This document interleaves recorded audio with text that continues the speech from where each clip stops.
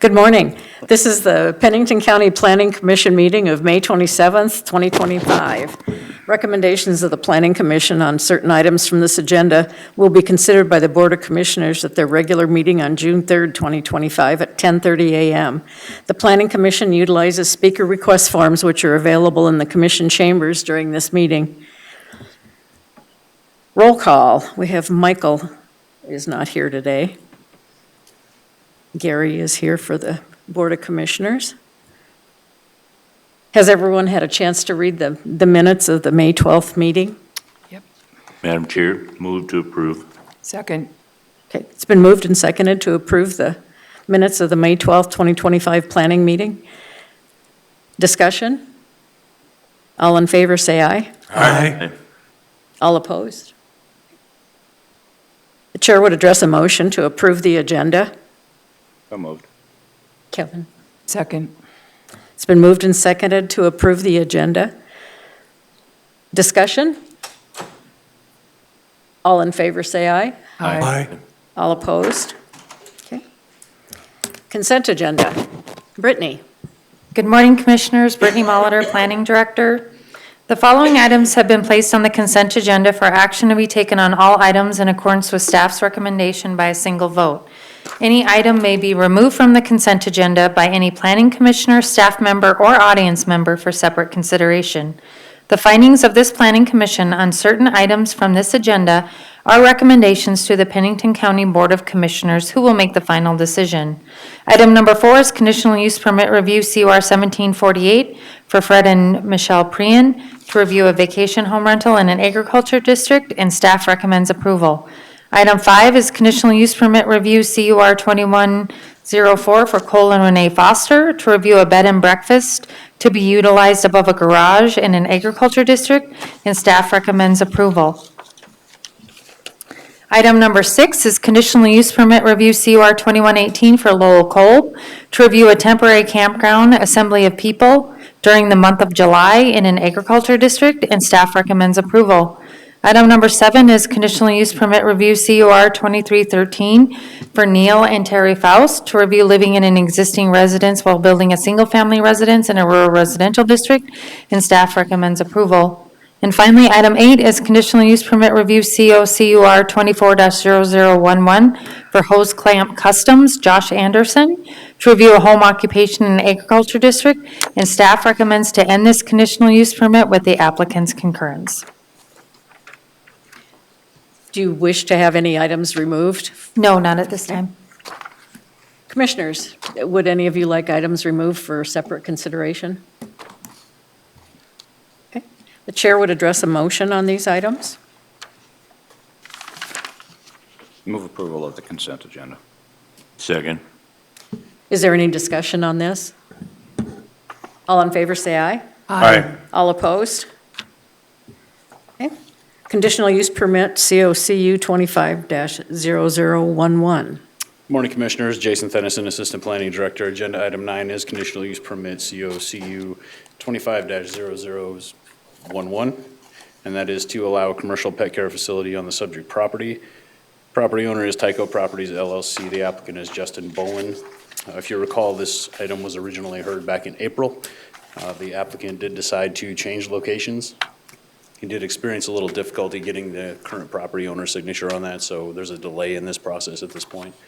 Staff does have a completed application with the property owner's signature, so we're recommending that it get continued to the June 9th Planning Commission meeting, so we can allow it to be publicly advertised. Madam Chair, Yes. question.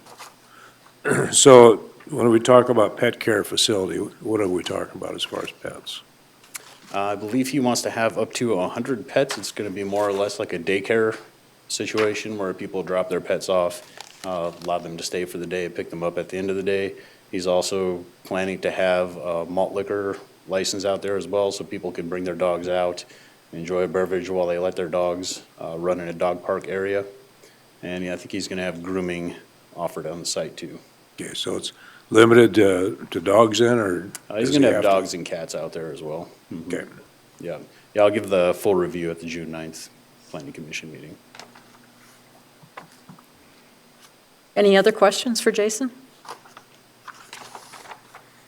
Chair would address a motion to continue this item to June 9th, 2025. I'll move to continue conditional use permit COCU 25-0011 to the June 9th meeting. Second. It's been moved and seconded to continue this item to June 9th, to the June 9th meeting. All in favor, say aye. Aye. All opposed? Okay. Item number 10. Megan Talmadge, planner. Agenda item number 10 is conditional use permit COCU 25-0010. It's to allow a multiple family dwelling on the property. The applicant and owner are Jerry and Darlene Litzel. Their agent is Steve and Jennifer Bauer. The agent is here today for any questions. This is located at 10900 Nemo Road. It's pretty close to the county border. It's agriculture district currently, and there's no flood hazard on the property. When reviewing conditional use permits, staff takes into account 7 criteria. Those criteria are listed on screen. Within the interdepartmental review, staff received 2 comments, one with the addressing that the address will need to be posted on the second unit on the structure and where the driveway meets Nemo Road. And then the applicants also need an approach permit, as there is not one on file with the highway department. So when the applicant comes in for a building permit, they will need 3 things mainly. That would be a building permit application fully filled out, an approach permit from the county highway, and an on-site wastewater treatment system installation permit for the 2 new bedrooms that will be added into this multiple family dwelling. Staff hasn't received any staff reports, but recommends approval of conditional use permit, COCU 25-0010. Other questions for Megan? Madam Chair. Yes. Megan, just give me an idea, and I'm sure you've been out there. There's always been sensitivity about multi with the commission, versus density. What's the density like in the area out there right now? It's pretty low. The surrounding zoning is actually mostly Forest Service, and then it's large lot agriculture. I see it was all green, open space, or agriculture. Yep. Okay. Thank you. Madam Chair? Yes. So Megan, going by the picture, and I didn't go out there, but going by the picture, it appears that the current approach would not work for. Yep. The highway department is not likely to grant another approach for this property, so they will have to utilize the same approach. Okay. You're asking. Are there further questions for Megan? Madam Chair? Yes, Lori. So they're just getting the approach permit because there's not one on file, correct? Exactly, yes. And it's going to be for the 2 residences, right? Yes. Yep. Okay.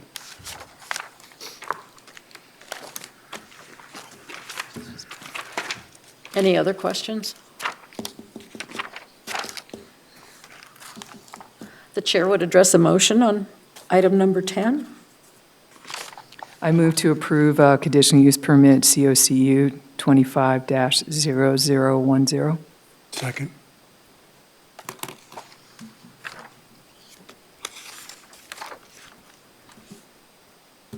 Who seconded? I'm sorry, I missed that. Discussion on this? All in favor, say aye. Aye. Aye. All opposed? Okay, item number 11. Cody Sack, Senior Planner. Item 11 is preliminary plan, COPPL 25-0002.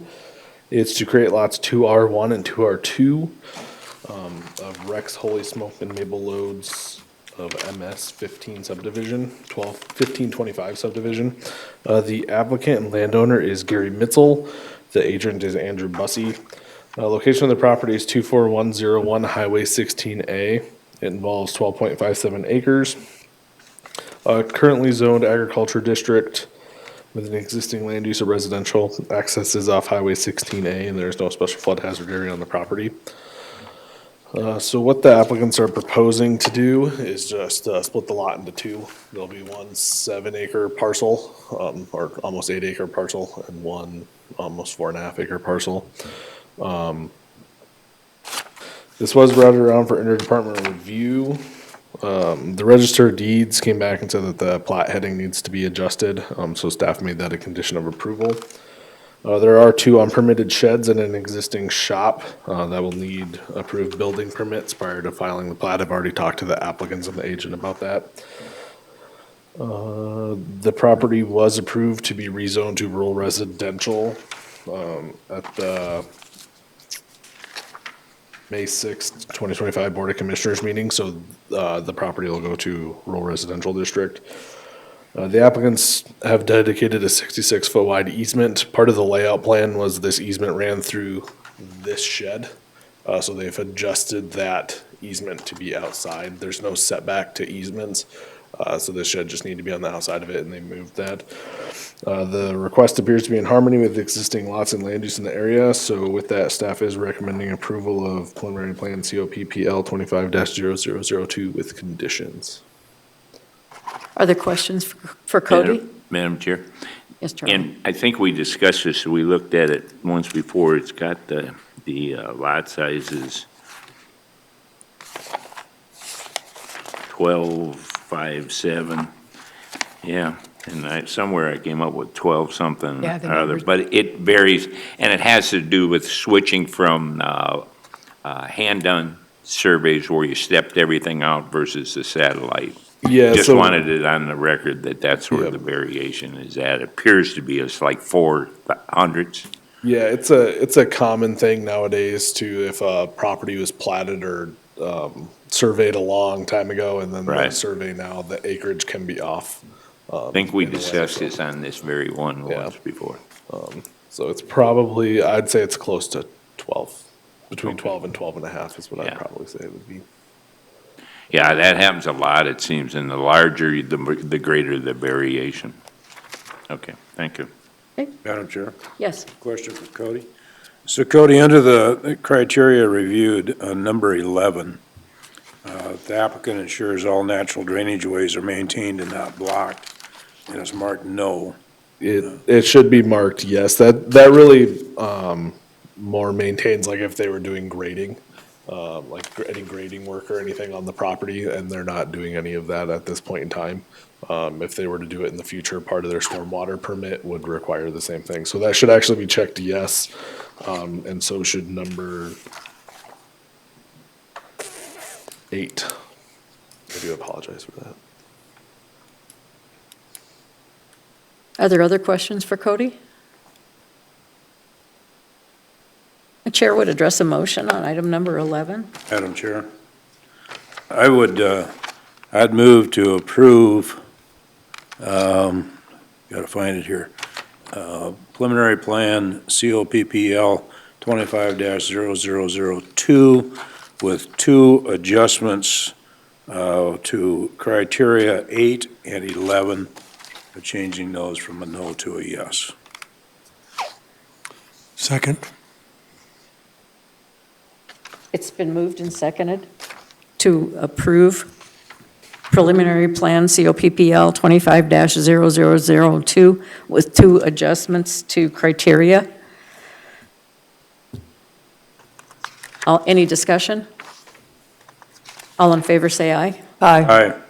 All opposed? Okay. Preliminary plan COPPL 25-0003, item number 12. Yep, so it's to subdivide and create Tract A, Revised 2, and Tract B of Palmer subdivision. The applicant and landowner is Stephen Hilton. Location of the property is 22550 Potter Road. Currently zoned agriculture district with an existing land use of residential. Access is off Potter Road, and there's no special flood hazard area on the property. Currently on the property, there is a single-family residence, a 36 by 56 pole barn, and a pool. They are up to date on their operating license. This was read around for interdepartment review. This is part of the plat is within the 3-mile platting jurisdiction of the city of Rapid City, so they have to go through our process and the city's process. So really the comments from the city are mainly what the city is working on with them for their approval. The applicants are requesting to subdivide to create Tract A revised and Tract B. Basically what's happening is this back 10 acres is being platted off, I believe, for his daughter. So he's just creating that lot. Road improvements are being required by the city, but that falls within their platting jurisdiction. And staff finds no issues with the applicant's request, as it appears to be in harmony with existing lots and land uses within the area. So staff is recommending approval of preliminary plan COPPL 25-0003 with conditions. Other questions for Cody? Cody, did I hear you say that they are up to date and no operating as a condition of approval? No, so they, that was part of a condition for their layout plan, but, they've worked with our office and they had it pumped and inspected and everything was fine Okay. and they got their license. Thank you. And their building permit for the pool as well. Are there other questions for Cody?